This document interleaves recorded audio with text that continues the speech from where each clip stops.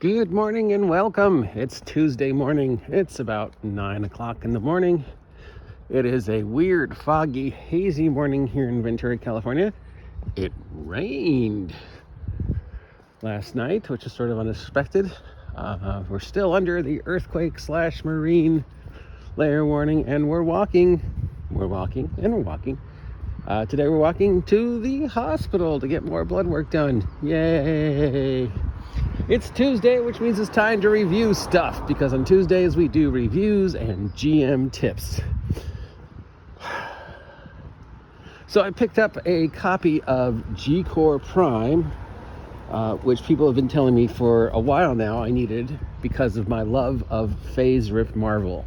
And a lot of people told me that it was a retro clone / improvement of FASERIP Marvel. And if you know me and you know my channel, you know that I have often said I consider FASERIP Marvel role-playing game one of, if not the best superhero role-playing game ever made. So obviously I'd been hemming and hawing about picking up G-Core for a while because it's so hard to find copies of the actual Marvel rules anymore, and mine is pretty threadbare, so I wanted to get a new updated version. So I was very excited when it showed up this morning. I opened up, took an initial glance of it, and disappointment set in. There were some, obviously, yes, there was some aspects of Marvel FASERIP that they had carried over, specifically using names or words instead of numbers for power rankings, and using the colors for the shifts in the combat section, which were, if you know my never-ending love for Marvel, you know that's two of the things I love most about Marvel were the names and the, somebody killed a crow, poor baby, and the green shift stuff and the percentile, and that you didn't have to pay attention to the percentile. We'll get to that in a moment. I haven't read it far enough to know if it's a percentile-based system. I do know it's a point-based system. Point-based systems, if done right, they work, but most often than not, point-based systems do not work because they're easy to abuse, because point shaving and min-maxing and are just so prevalent in point-based systems. So seeing that it was a point-based system already was disappointment. But I kept looking, and my disappointment continued because the random power table was missing. Now I haven't read it, but from my initial look, I'm disappointed because it doesn't feel like a Marvel clone. It feels like a Champions clone using some stuff from Marvel. And in order to understand my disappointment, you have to understand my love for FASERIP Marvel. I was a Marvel Comics kid, grew up on the X-Men, Spider-Man, identified with Kitty Pryde. She was one of my first comic book crushes. Here's a Jewish girl flung into the world of superheroes. Being an outsider, of course, identified with the X-Men. So I was a, 70s, 80s Marvel kid. And here was Marvel Superheroes, the role-playing game that let you play Marvel characters. And one of the things I loved, of all the things I loved about Marvel, and there are a lot, was it wasn't point-based. There wasn't a lot of math. You randomly generated your character. You randomly generated your power levels. You could have, powers that make sense, powers that don't make sense, powers that were astronomical, powers that were feeble. That was part of the fun of Marvel, getting that random power, trying to make the random powers work together, trying to come up with a character that worked around the random powers. And if you got like a feeble power or a power that wasn't, exceptional, like one of my favorites, I got ice powers, but I've got them at such a low rank, all I can do is basically control the temperature of your drink. I'm the world's greatest bartender because I always know exactly how cold you want your beverages. So yeah, that randomness took away so much of the frustration I, as a kid with mathematical dyslexia, had with so many role-playing games. I didn't have to worry about point shaving or min-maxing or all the things I disliked about Champions. When I played Champions, I always felt left out because I didn't see the loopholes that so many other people saw. So I would build very simple champion characters, usually based upon the examples in the back of the book, because I couldn't do the math. And then I'd see these other people who could do the math and who could do the things that were doing so many other things my character couldn't do, and I didn't get it. I didn't see it because of my dyslexia. Marvel I saw, Marvel I got, because I didn't have to worry. I just randomly rolled and I had a character in 2 minutes. And I could go. And if the powers made sense, great. If the powers didn't make sense, I could use my imagination to find a way to make them make sense. And the second thing about Marvel, of course, I love is the words.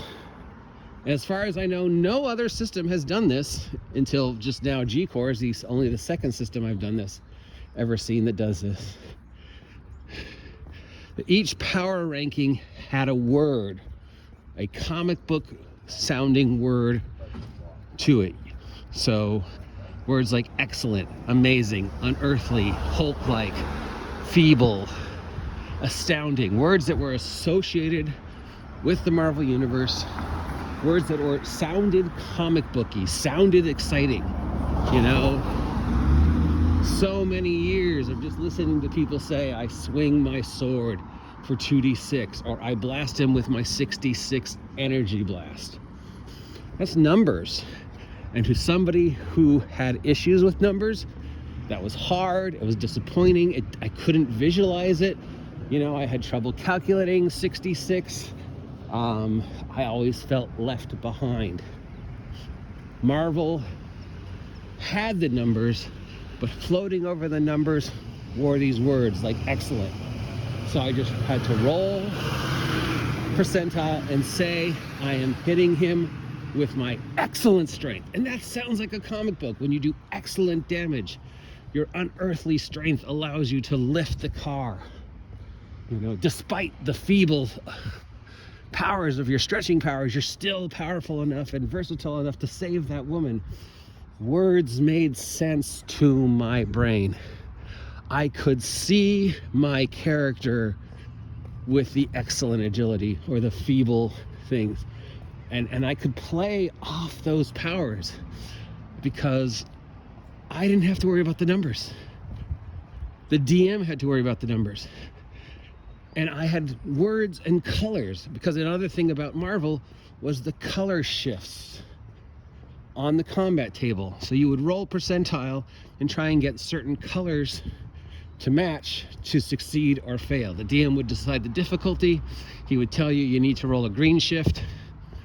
You roll percentile, and then if it's within the number range, he tells you you've pulled off a green shift.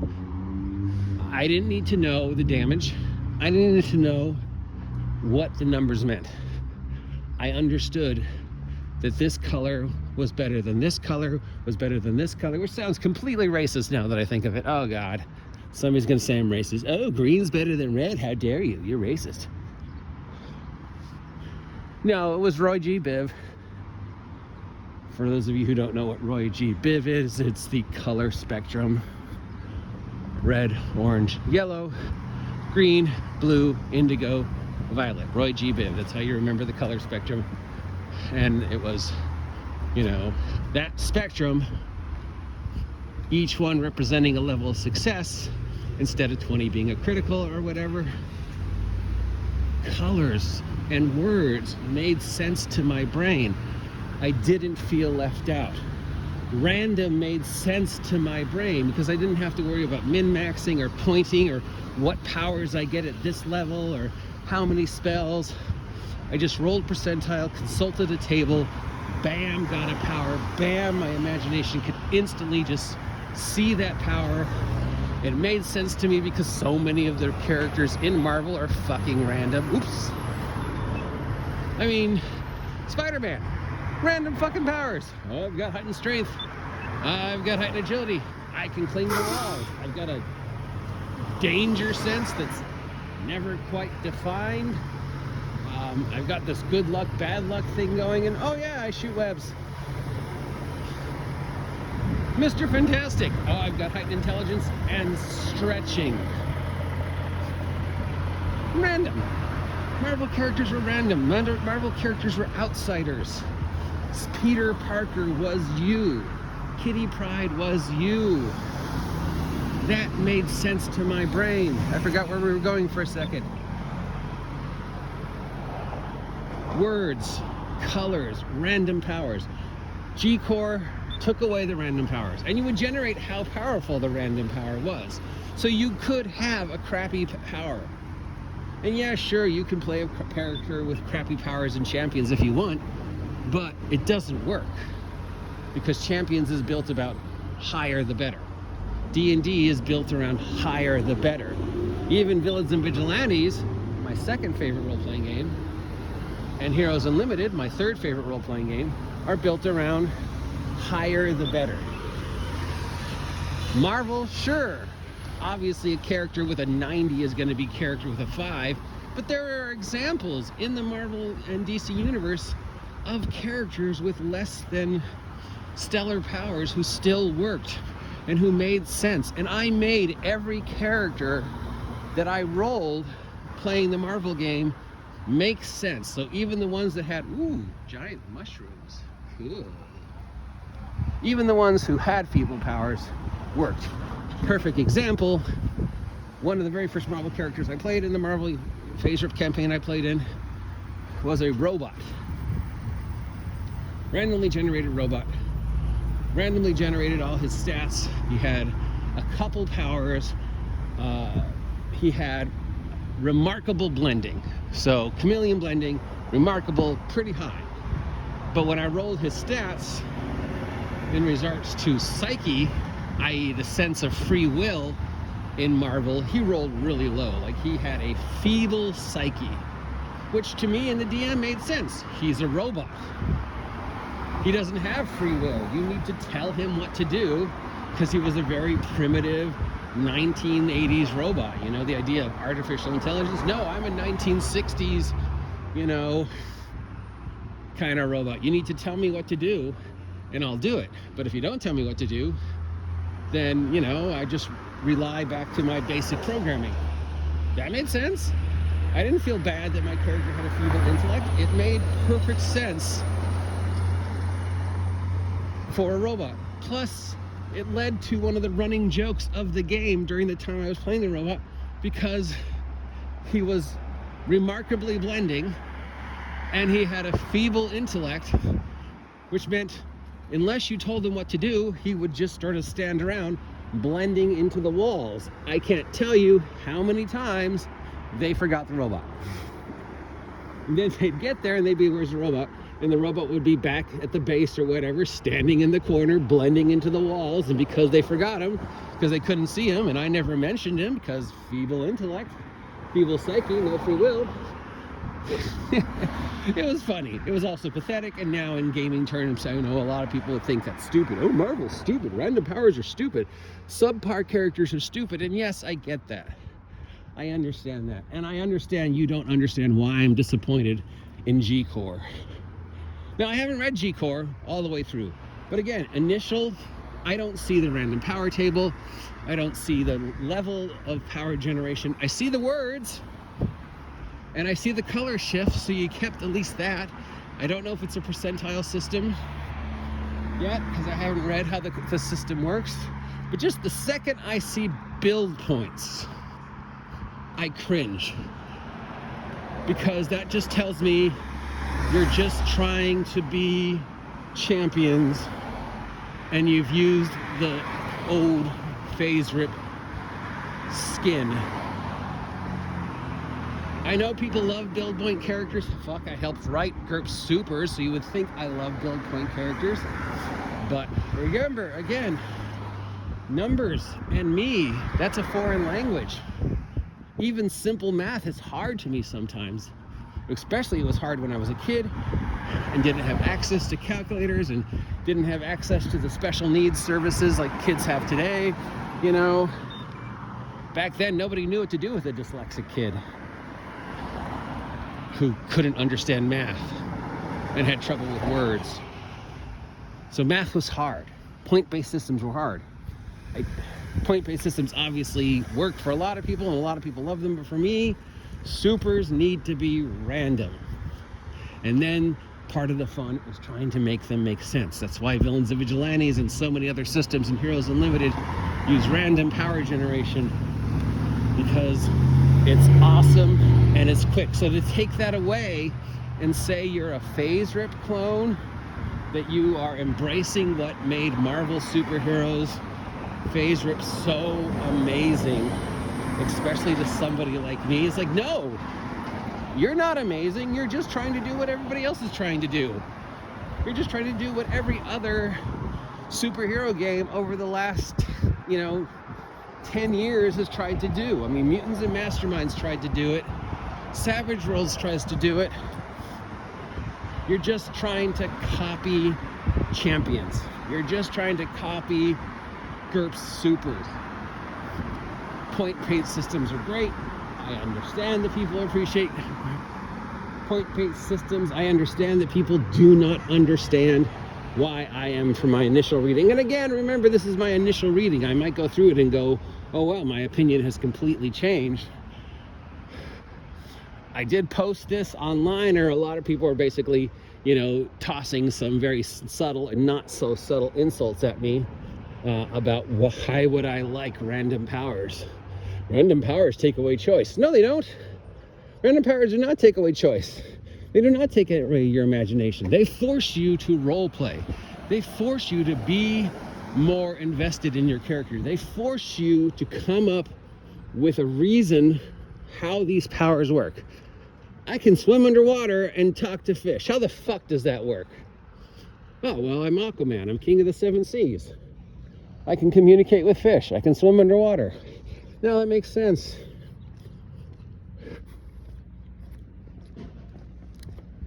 So yeah, disappointed in G-Core, but to understand my disappointment in G-Core, I have to explain why I love Marvel.